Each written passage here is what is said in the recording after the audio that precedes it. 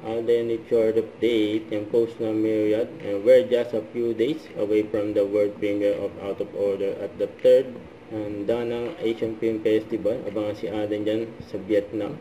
And magkakaroon ng screening sa July 1 at July 5, At atin kaya si Alden sa event na ito. And for McDo World Bike Month sa June 29, at GMA Diamond Anniversary Beyond 75 sa June 29 din. Magkakaroon ng red carpet. So ito, awarding ni Alden bilang Phenomenal Box Office King, Philippine Cinema. Kasi June 28 yan. Ang tanong atin kaya si Alden. Daming event, So ito pa, morning run ni Alden sa Antipolo, kasama niya si Christopher Martin.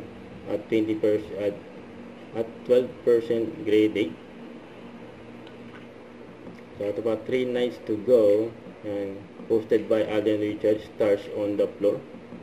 Sa Sabado na yan, 7:15 PM. Nabangan. Saka ito sa Mall of Asia, yung LED na globe, yung pang-endorsement ni Alden na Casino Plus, and si Alden sa si Julia. Don't forget to subscribe, click the notification bell for more update. This is Richard the Action Vlog. Stay tuned for more videos. See ya.